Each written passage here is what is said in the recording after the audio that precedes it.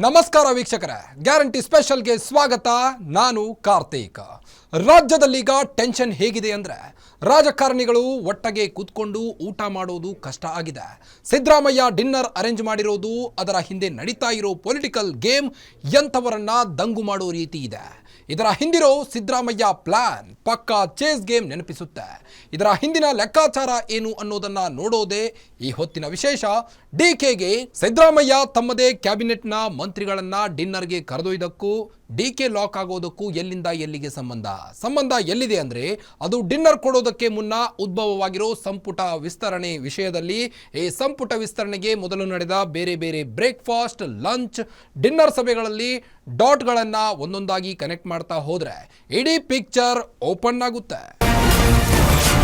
ಸಿದ್ದರಾಮಯ್ಯ ಕರೆದಿದ್ದು ಊಟಕ್ಕೆ, ಮಂತ್ರಿ ಸೀಟಿನ ವಿಷಯ ಏತಕ್ಕೆ? ಸಿದ್ದು ಡಿನ್ನರ್, ಒಳಗೊಳಗೆ ಟೆನ್ಷನ್. ಯಾಕೆ ಯಾಕೆ ಯಾಕೆ? ಕ್ಯಾಬಿನೆಟ್ ಬ್ರೇಕ್, ಡಿಕೆ ಕನಸಿಗೆ ಶಾಕ್, ಸಿದ್ದು ಸೂತ್ರ ಸಸ್ಪೆನ್ಸ್. ಸಚಿವರಿಗೆ ಬಹಳ ದಿನ ಇತ್ತು ಊಟ ಕೊಟ್ಟು, ಅದಕ್ಕೋಸ್ಕರ ಎಲ್ಲ ಮಿನಿಸ್ಟರ್ಗಳನ್ನ ಊಟಕ್ಕೆ ಕರೆದಿದ್ದೀನಿ. ಸಂಬಂಧ ಇಲ್ಲ, ರೀಸಬಲ್ಗೂ ಅದಕ್ಕೂ ಸಂಬಂಧ ಇಲ್ಲ. ಊಟಕ್ಕೆ ಕರೆದಿರೋದು ನಾವು ತಪ್ಪೇನಿದೆ, ಡಿನ್ನರ್ ಮಾಡೋದು ತಪ್ಪೇನಿದೆ, ಜೊತೆ ಸೇರೋದು, ಮಾತಾಡೋದು.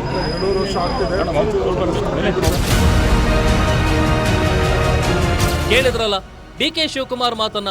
ಈ ಮಾತು ಕೇಳಿದ್ರೆ ಎಲ್ಲಾನು ಅರ್ಥ ಆಗುತ್ತೆ, ಆದ್ರೆ ಒಂದು ಅರ್ಥ ಆಗಲ್ಲ, ದಟ್ ಈಸ್ ಪಾಲಿಟಿಕ್ಸ್.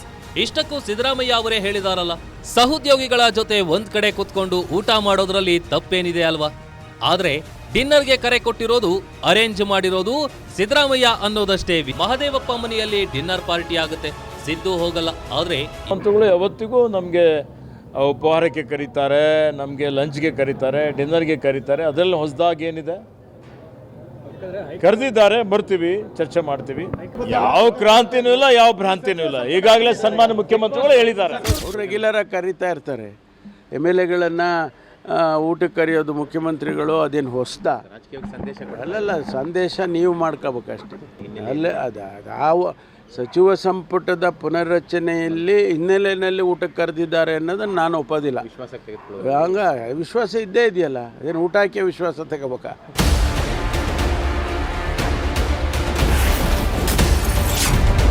ನವೆಂಬರ್ ಕ್ರಾಂತಿಯೂ ಇಲ್ಲ, ಭ್ರಾಂತಿಯೂ ಇಲ್ಲ.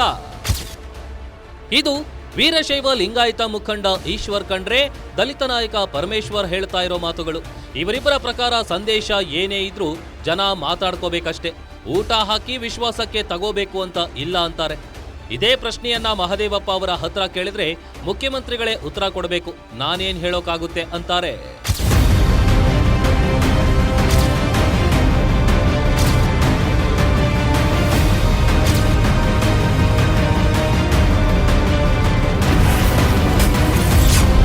ಮುಖ್ಯಮಂತ್ರಿಗಳೇ ಉತ್ತರ ಕೊಡಬೇಕು.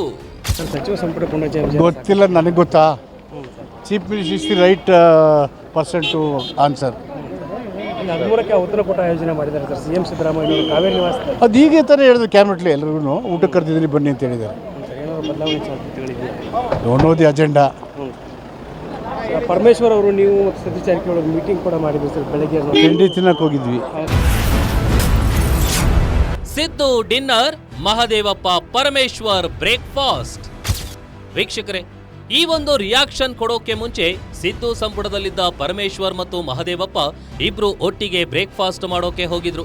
ಸಿದ್ದರಾಮಯ್ಯ ಡಿನ್ನರ್ ಪಾರ್ಟಿ ಕರೆದಿರೋ ಹೊತ್ನಲ್ಲಿ ಇಬ್ಬರು ನಾಯಕರು ಒಟ್ಟೊಟ್ಟಿಗೆ ಬ್ರೇಕ್ಫಾಸ್ಟ್ ಮಾಡೋದಕ್ಕೂ ಮಹತ್ವ ಬಂದುಬಿಡುತ್ತೆ.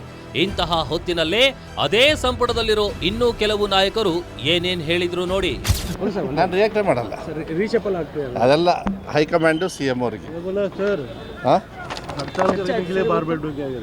ನಾನು ಚರ್ಚೆನೇ ಮಾಡಲ್ಲ, ಚರ್ಚೆ ಔತಣ ಕೂಟವನ್ನು ಆಯೋಜನೆ ಮಾಡಿದ್ದಾರೆ ಸರ್ CM ಅವರು. ಆಹ್ವಾನ ನೀಡಿದ್ದಾರೆ ಕ್ಯಾಬಿನೆಟ್ ಅಲ್ಲಿ. ರೆಗ್ಯುಲರ್ ಆಗಿ ಹೋಗ್ತಾ ಇರ್ತೀವಿ. ಅಲ್ಲ, ಈಗ 13ಕ್ಕೆ ಕರೆದಿದ್ದಾರೆ ಸರ್ ವಿಶೇಷವಾಗಿ. ರೆಗ್ಯುಲರ್ ಆಗಿ ಹೋಗ್ತಾ ಇರ್ತೀವಿ. ಯಾಕೆ ನಮ್ಗೆ ಕರಿಬಾರ್ದು ಸಿ ಎಂ ಸಾಹೇಬರು? ಅಲ್ಲ ಸರ್, ಸಿ ಎಂ ಸಾಹೇಬ್ರು ಊಟಕ್ಕೆ ಕರಿಬಾರ್ದ? ಊಟಕ್ಕೆ ಕರೆದ್ರು ಊಟಕ್ಕೂ ಕ್ರಾಂತಿಗೆ ಏನು ಸಂಬಂಧ? ಏನಿಲ್ಲ, ಊಟಕ್ಕೆ ಕರೆದಿದ್ರೆ ಊಟ ಮಾಡೋಕೆ ಹೋಗ್ತೀವಿ. ಒಂದು ರಿವ್ಯೂ ಮೀಟಿಂಗ್ ಥರ ಸಿ ಎಂ ಸಾಹೇಬರು ಭಾಳ ಪ್ರತಿ ವರ್ಷವೂ ಕರೀತಾರೆ, ಈ ವರ್ಷವೂ ಕರೆದಿದ್ದಾರೆ. ಅದಕ್ಕೇನು ಸಚಿವ ಸಂಪುಟಕ್ಕೆ ಸಂಬಂಧಿರ್ತಕ್ಕಂಥದ್ದಲ್ಲ, ಅದು ಆ್ಯಕ್ಚುಲಿ ಕಾರ್ಡಿಲಾಗಿ ಎಲ್ಲರ ಜೊತೆ ಮಾತನಾಡಲಿಕ್ಕೆ, ಪರ್ಸನಲಾಗಿ ರಿವ್ಯೂ ಮಾಡಲಿಕ್ಕೆ ಕರೆದಿದ್ದಾರೆ.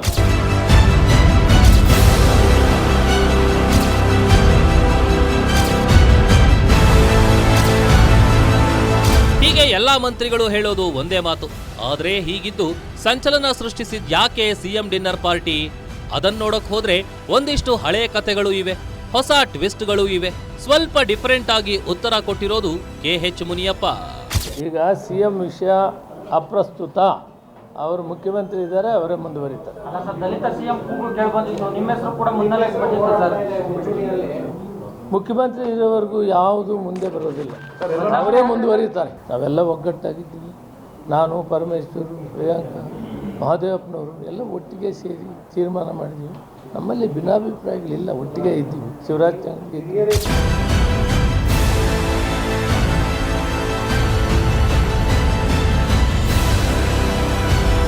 ಹೌದು, ಈ ಕೊನೆಯ ಮಾತೆ ಈಗ ವಿವಾದವನ್ನು, ಚರ್ಚೆಯನ್ನು ಹುಟ್ಟು ಹಾಕಿದೆ. ಆದರೆ ಇದೆಲ್ಲ ಬೆಳವಣಿಗೆಗಳ ಮಧ್ಯೆ ಸಿಎಂ ಆಗುವ DK ಶಿವಕುಮಾರ್ ಅವರ ಹಠಕ್ಕೆ, ಆಸೆಗೆ ಶಾಕ್ ಕೊಡ್ತಿರೋ ಬೆಳವಣಿಗೆಗಳೇ ಬೇರೆ. ಅದು ಹೊರನೋಟಕ್ಕೆ ಸರಳವಾಗಿ ಅರ್ಥವಾಗುವಂಥದ್ದು. ಹೊಳೆ ಹೈಕಮಾಂಡ್ನವರು ಡೌಟ್ ಕ್ಲಿಯರ್ ಮಾಡಬೇಕು, ಇದರಿಂದಾಗಿ ಸರ್ಕಾರ ಸ್ಲೋ ಆಗ್ತಾ ಇದೆ ಅಂತ ಹೇಳಿದ ಒಂದೇ ದಿನಕ್ಕೆ ಉದ್ಭವವಾಗಿದ್ದು ಈ ಕ್ಯಾಬಿನೆಟ್ ವಿಸ್ತರಣೆ ಮತ್ತು ಡಿನ್ನರ್. ಹೈಕಮಾಂಡ್ನವರು ಗೊಂದಲ ಕ್ಲಿಯರ್ ಮಾಡಬೇಕು. ಸಿಎಂ ಸಿದ್ದರಾಮಯ್ಯ ಅವರೇ 5 ವರ್ಷ ಸಿಎಂ ಅಂತ ಸ್ಪಷ್ಟವಾಗಿ ಹೇಳಬೇಕು ಅಂತ ಸತೀಶ್ ಜಾರಕಿಹೊಳಿ ಹೇಳಿದ್ದು 7ನೇ ತಾರೀಕು. ಇನ್ನು 8ನೇ ತಾರೀಕು ಕ್ಯಾಬಿನೆಟ್ ವಿಸ್ತರಣೆ ಅನ್ನೋ ಗುಮ್ಮ ಬಂತು. ಆ ಕ್ಯಾಬಿನೆಟ್ ವಿಸ್ತರಣೆ ಗುಮ್ಮ ಬಂದ ಮಾರನೇ ದಿನ 9ನೇ ತಾರೀಕು ಸಿದ್ದರಾಮಯ್ಯ ಎಲ್ಲರನ್ನ ಡಿನ್ನರ್ಗೆ ಕರೆದ್ರು. ಇನ್ನು ಡಾಟ್ಸ್ ಕನೆಕ್ಟ್ ಆಯ್ತಾ ಅನ್ನೋ ಪ್ರಶ್ನೆ ಮೂಡಿದೆ. ಇತ್ತೀಚೆಗೆ ವಿಧಾನಸೌಧದಲ್ಲೊಂದು ಕಾರ್ಯಕ್ರಮ ಇತ್ತು. ಆ ಕಾರ್ಯಕ್ರಮಕ್ಕೆ ಬಂದ ಕೂಡಲೇ ಮುಂದಿನ ಸಿಎಂ ಸತೀಶ್ ಜಾರಕಿಹೊಳಿ ಎಂದು ಕೂಗು ಕೇಳಿ ಬಂತು.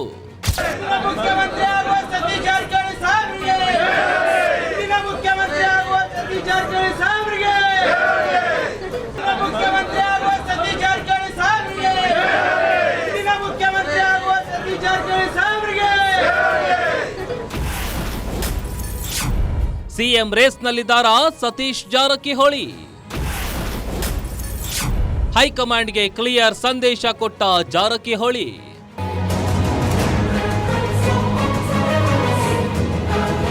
ಸಹಜವಾಗಿಯೇ ಸಂಪುಟ ವಿಸ್ತರಣೆ, ಸಿಎಂ ಬದಲಾವಣೆ, ಸತೀಶ್ ಜಾರಕಿಹೊಳಿ ಸಿಎಂ ಹುದ್ದೆಯ ಆಕಾಂಕ್ಷಿಯೇ ಎಂಬ ಬಗ್ಗೆ ಪ್ರಶ್ನೆ ಎದುರಾಯಿತು. ಅದಕ್ಕೆ ಸತೀಶ್ ಜಾರಕಿಹೊಳಿ ಕೊಟ್ಟ ಉತ್ತರ ಏನು ಗೊತ್ತಾ?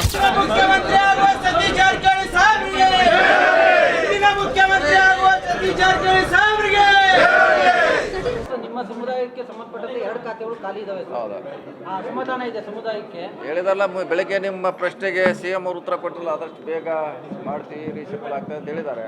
ನಾವು ವೇಟ್ ಮಾಡ್ತಾ ಇದ್ದೀವಿ, ವೇಟ್ ಮಾಡೋಣ ಹೇಳಿದೀವಿ, ನಾವು ಮಾಡೋದು. ಹೌದು, ಉಗ್ರಪ್ಪ ಅವರು ಹೇಳಿದ್ರು, ಬರ್ದಾದ್ರೆ ನಿಮ್ದೆಲ್ಲ ಏನು ಪರ್ಸೆಂಟ್ ಇದೆ ತೊಗೊಂಡು ಬನ್ನಿ ಅಂತ ಹೇಳಿದ್ದಾರೆ. ಇದನ್ನು ಕೂಡ ನಾವು ಮುಂಚೆ ಕೂಡ ಹೇಳಿದ್ದೀವಿ ಸುಮಾರು ಸಾರಿ. ಸೊ ನೋಡೋಣ, ಅದಿನ್ನೂ ಆಗಬೇಕು, ಬರಬೇಕು, ಬಂದ್ಮ್ಯಾಗ ಅದ್ರ ಬಗ್ಗೆ ಚರ್ಚೆ ಮಾಡೋಣ. ಅದನ್ನು ಹೇಳ್ಬೇಕಲ್ಲ, ಹೈಕಮಾಂಡ್ ಅವ್ರು ಹೇಳಬೇಕು ಇಲ್ಲಿಗೆ ಫುಲ್ ಸ್ಟಾಪ್ ಅಂತ ಹೇಳಿದ್ರೆ ಒಳ್ಳೇದಿಲ್ಲಂದರೆ ಅಭಿವೃದ್ಧಿಕಾರಿಗೆ ಸ್ವಲ್ಪ ಕೆಲಸ ಗೊಂದಲ ಮಾಡಲಿಕ್ಕೆ ಅಧಿಕಾರಿ ವರ್ಗ ಪಕ್ಷದಲ್ಲಿ ಗೊಂದಲ ಆಗ್ತದೆ. ಸೊ ಅದಕ್ಕೊಂದು ಫುಲ್ ಸ್ಟಾಪ್ ಹಾಕಬೇಕು ಬೇಗ ಅಂತ ನಮ್ಮ ಅಭಿಪ್ರಾಯ. ಇನ್ನು ನೀವು ಸಿಎಂ ರೇಸ್ನಲ್ಲಿದ್ದೀರಾ ಎಂದಾಗ ಜನ ಏನೋ ಕೂಗ್ತಾರೆ. ನಾನು ಇಲ್ಲ ಎಂದು ಸ್ಪಷ್ಟವಾಗಿ ಹೇಳಿಬಿಟ್ರು ಸತೀಶ್.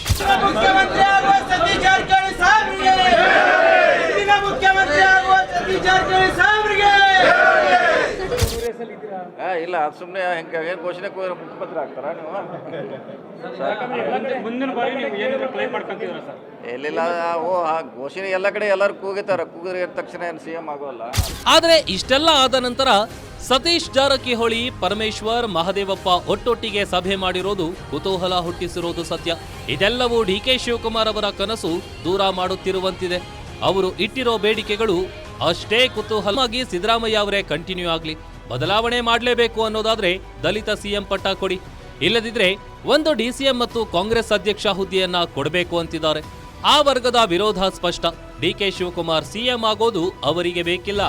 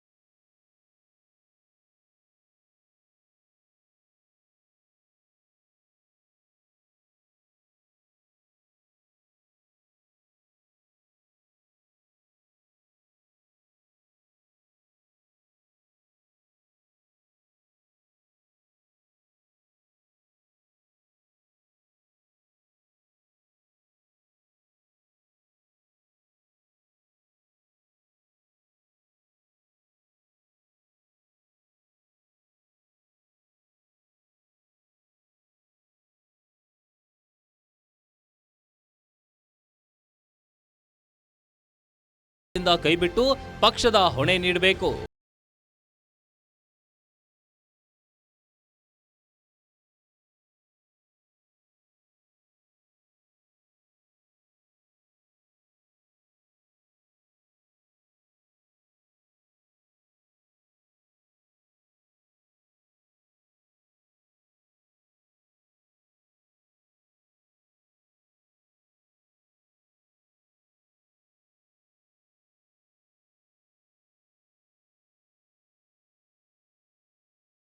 ವರ್ಷ ತುಂಬಿದ ಹೊತ್ತಿನಲ್ಲಿ ಸಿದ್ದರಾಮಯ್ಯ ಅವರೇ ಸಿಎಂ ಆಗಿದ್ದುಕೊಂಡು ಸಂಪುಟ ವಿಸ್ತರಣೆ ಮಾಡಿದ್ರೆ ಆಗ 5 ವರ್ಷ ನಾನೇ ಸಿಎಂ ಎಂಬ ಸಂದೇಶ ಕೊಡೋದಕ್ಕೆ ಸಾಧ್ಯ ಆಗುತ್ತೆ.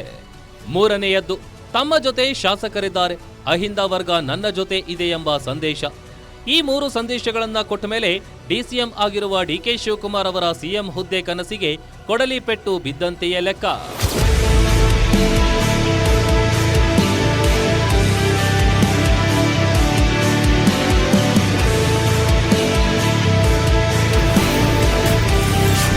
ಇನ್ನು 100 ದಿನ ಮುಗಿದ್ರೆ ಸಿದ್ದು ದಾಖಲೆ ಫಿಕ್ಸ್. ಹೌದು, ಇನ್ನೊಂದು ಸ್ವಲ್ಪ ದಿನ ಕಾದ್ರೆ ಇನ್ನೊಂದು 100 ದಿನ ಪೂರೈಸಿದ್ರೆ ಸಿದ್ದರಾಮಯ್ಯ ಸಿಎಂ ಆಗಿ ದೇವರಾಜ ಅರಸು ದಾಖಲೆ ಮುರಿಯುತ್ತಾರೆ.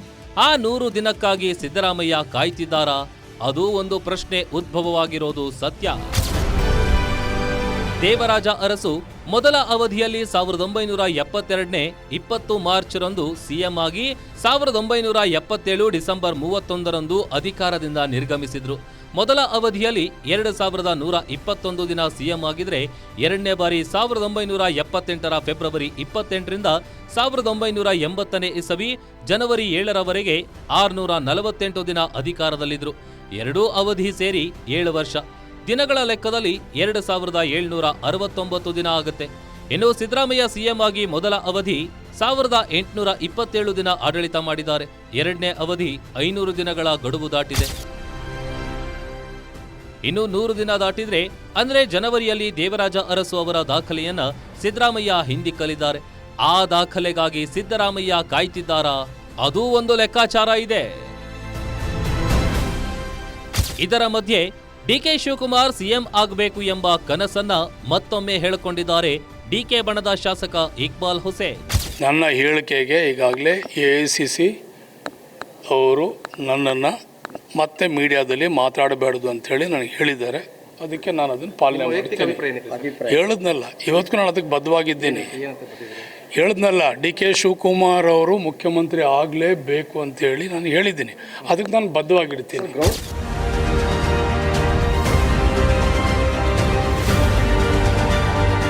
ಡಿಕೆ ಸಿಎಂ ಆಗಬೇಕು ಎನ್ನುವವರಲ್ಲಿ ಬಹಿರಂಗವಾಗಿ ಗುರುತಿಸಿಕೊಂಡಿರುವ ಕೆಲವೇ ಶಾಸಕರಲ್ಲಿ ಇಕ್ಬಾಲ್ ಹುಸೇನ್ ಕೂಡ ಒಬ್ರು. ಕುಣಿಗಲ್ ರಂಗನಾಥ್, ಶಿವಗಂಗಾ ಬಸವರಾಜ್ ಸೇರಿದಂತೆ ಕೆಲವರು ಬಹಿರಂಗವಾಗಿ ಹೇಳಿಕೊಳ್ತಾರೆ. ಮಳೆ ಜೋರಾಗಿ ಬೀಳುತ್ತಾ